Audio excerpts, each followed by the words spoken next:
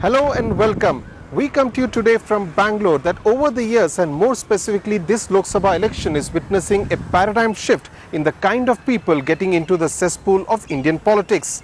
Over the next half hour, we will examine what the entry of these technocrats, these new age politicians will mean for Bangalore and India's political ecosystem.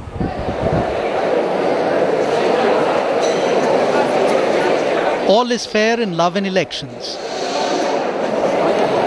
At this job fair in Basavanguddi locality in his Bangalore South Lok Sabha constituency, Nandan Nilekani is playing true to his image of a successful entrepreneur who created jobs for the youth and wealth for his shareholders.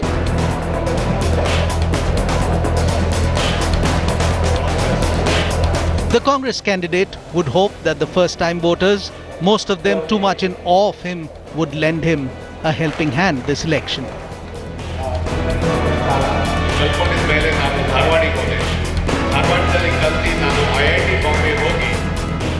Nilekani, who till the second week of March was the chairman of the Unique Identity Authority of India, is banking on his image of a person who has an excellent track record marshalling software troops at Infosys and giving Aadhaar cards to 60 crore Indians since 2009. Hopes will help him upset the apple cart of his formidable BJP rival Anant Kumar.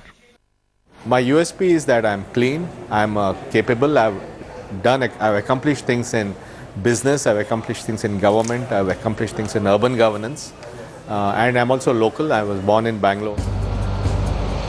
This election, Nilekani will feel at home because there are many of his ilk occupying slots on the EVM. He only has to saunter across to his neighborhood in Bangalore Central, where fellow Infosician V. Balakrishnan, former CFO of the IT major, is contesting on an Aam Aadmi Party ticket. Balakrishnan, who considers AAP to be the best startup by an IITian, is helping the party frame its economic policy, and at 48 feels staying outside the political system and criticizing does not help improve matters. Hence the decision to wear the Aam Aadmi topi and throw his hat into the electoral ring. When you work in a corporate world, you have a set of stakeholders, very defined. You know who your shareholders are, you know who your employees are, you know who your customers are. But in the political world, every other person you meet may be your stakeholder. And everybody may have a view on what you are doing, whether right or wrong. So talking to them, convincing them or agreeing with them is a new perspective you gain in your life. Students in BPAC, they have to learn. Further up, in Bangalore North, Rajiv Gowda, a professor of economics and social sciences at IIM Bangalore, would have joined the club but for his loss in the Congress primaries. Nilekani himself will be up against highly respected child rights activist Neena Nayak, fighting on the AAP ticket. What would you say, the plus and the minus of a Nandan Nilekani or a Balakrishnan? How would you rate the pluses and minuses? I think both of them come from the same background. I think they're good friends too, and they're going to come and I think it's about convincing the people. It's about how much, what is the image on the ground. But you know that the party that Mr. Nandan Nilekani represents is nothing to talk about. So people know about it, 66 years of rule, and what kind of misrule is happening. The UPA really hasn't given us much. So I think people will then decide. Captain G.R. Gopinath, the pioneer of low-cost aviation in India with Air Deccan in 2003, is another entrant into the political space with AAP, but is not contesting elections this time around.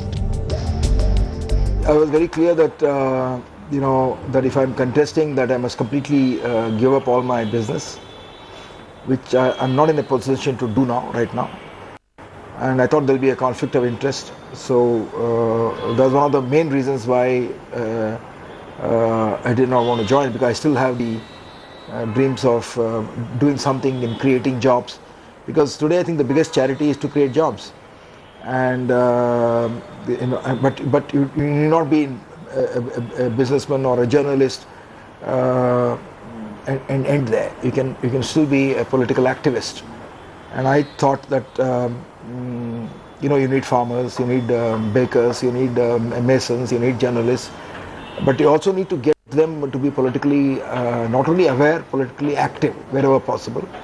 So I thought I should be politically active by supporting a party, and that's what I did.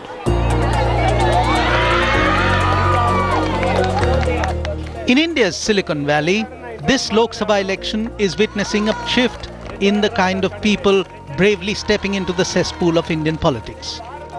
It is as if these debutants have decided to change the political discourse, idiom and ecosystem in Bangalore with a vengeance. Real change in this country will have to come through the political process. That as a technocrat, I'd sort of reached the limit of the change I could initiate. I had to have a popular political legitimacy.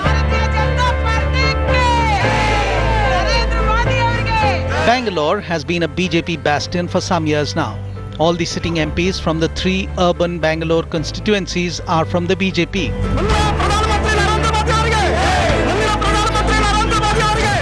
Nilekani will be trying to upset the apple cart of Anant Kumar, who has been a 5-time MP from Bangalore South. The BJP, however, is dismissive of the new entrants, saying they cannot compare apples with oranges.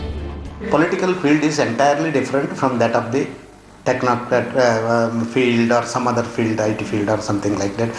Practically, of course, social service is part and parcel of the political, but just doing some other work in some other area which doesn't have any connections with the politics or the present activities of the governance. So how they can be brought in and they can be branded as the politicians or the so-called leaders? They can't represent any people. They have never felt the pulse of the people at any point of time. A criticism Karnataka Chief Minister Siddaramaiah doesn't agree with. To me, the voters of Bangalore South are fed up with Anant Kumar because Anant Kumar's image is not very good. And he was involved in corruption charges and all that. See, people wanted it clean and having clean image and other such things. And as far as Nandan Kane is concerned, he is having a clean image and there is an ambition to serve the people. On the poll campaign, the personal worth of the likes of Nandan Nilekani at 7,700 crores and Balakrishna at 180 crores makes it easier for their rivals and critics to label them elitist. They accuse them of belonging to the upper strata of society and having no connection with the problems of the urban poor. Living the life of a rich urban middle class Indian, he is very wealthy, so he doesn't feel the pain of high inflation. I don't think they go to the market and buy sabji anytime, so it doesn't matter. They live, they travel globally, they do everything, so they don't feel the pain which a person getting 20,000, 25,000 rupees a month who has to bring up 2 children, staying in a lousy place in Bangalore with high rent, he doesn't feel the pain of them. And every time petrol prices goes up, or aloo prices go up, or brinjal prices goes up, you feel the pain. He doesn't feel the pain. Which is why Nilekani is letting his 16.47 lakh voters browse into his history to emphasize his roots. I was someone who came from a very humble background. My father was a mill manager. He lost his job when I was 12 years old. I had to go and live with my uncle. When I left IIT, I just had 200 rupees in my pocket. So they see me as someone who was able to achieve a lot from starting from a very humble background. So they see me as someone who can help meet their aspirations. So I find I connect very well. Ironical that Nilekani should say this today, because in his book, Imagining India, published in 2008, he had described entrepreneurs like him virtually unelectable in India. For many voters in Bangalore South, it is a dilemma. On the one hand, you have a Nandan Nilekani who promises change for his constituency after 5 terms of an Anant Kumar. And on the other hand, you have the BJP candidate who promises change for the country by electing Narendra Modi as Prime Minister. In other words, it boils down to whether the voters seek a new MP or a new PM. Together with Nandan is supporting it. A volunteer force consisting of hundreds of IT professionals is helping out Nilekani to micro-target the voters. It's about Nandan Nilekani as a person for Bangalore, who has always delivered for Bangalore, and if he's elected, then he can deliver a lot more. It's not about the Congress. Not at all. We're absolutely apolitical group, apolitical professional team members, individuals who have come out, spare some time on weekends, weekdays after office hours. We spare 1 or 2 hours, make some phone calls, speak to people, share the bios. On the streets of Bangalore, different shades of opinion on these political probationers are on offer. Balakrishnan's key strength is being very systematic in running an organization, ensuring that the funds are not frittered away. Today we are finding that there are tremendous leaks in all the funds allocated for any activity in this country. As we all of us know, that less than 8 naya paise out of a rupee spent for any project reaches the end result. So Mr. Balakrishnan, being a finance man, I am sure that he will do a very good job in ensuring that money allocated for development projects reach the ultimate user. Urmila Sharma, who is connected to Nandan Nilekani over Facebook, appreciates the fact that he answers to queries online and wants to give him one chance. You think that he is the right person in the wrong party? Yeah, that I feel. Okay. It always makes a difference because people will always think like, yes, they are always connected towards a party, they're loyal towards one party, and if a wrong person is there in that party, they don't feel like voting for that person. Yeah. So in that way, yeah, he is. Okay. So will you actually vote for him or not? I will. Don't you think that he will be subdued by the Congress party? Yeah, he will be. But you still have hope? Yeah, I'll still vote for him. But while there is a lot of positive energy for this rather positive corporate influence over Indian politics, there is no dearth of skeptics either.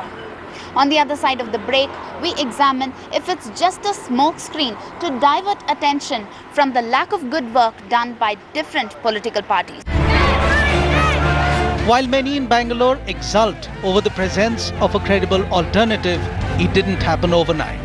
The incubator to create the right atmosphere was created in 2010 by the anti-corruption movement called SAKU, which means enough in Kannada. Around the same time, Justice Santosh Hegde as the Karnataka Lok Ayukta pushed the envelope by going after the big political fish engaged in illegal mining and shady land deals. By the time Anna Hazare took Delhi by storm in 2011, Bangalore was in the front line, its lung power lending the maximum decibel support. Yes, interested in action. If you look at my team, the argument is always action, civic action, political action, urban action, because there are a lot of people with ideas. But only when you take that step forward and engage the system and try to bring about change, do you realize the complexities, do you realize the challenges, and how much effort you need to put in to bring about change. It was only natural then that Bangalore's vibrant civil society decided to take it upon themselves to demand better candidates to choose from in the Karnataka Assembly elections last May. Mohandas Pai and Biocon's Kiran Mazumdar-Shaw formed the BPAC, the Bangalore Political Action Committee, to support clean and deserving candidates and exhort people to vote. The effect, though, was limited as polling percentage went up only marginally, from 47% in 2008 to 52.8% in 2013 in urban Bangalore. In the 2013 Karnataka Assembly elections, Lok Sabha, a party that stands for and practices clean politics, fielded 15 candidates, most of them professionals, in Bangalore. Not one of them won. But there was a silver lining to their lack of electoral success, that they created the space for the non-conventional politician in Bangalore. One of the candidates was president of the Bangalore unit of Lok Sabha, gynecologist Dr. Meenakshi Bharat. I think Bangalore was still not ready to make the change. They were still very skeptical about the point that can we actually deliver. As against that, I think Delhi was more evolved, and Delhi took the chance with all the AAP candidates and voted them in.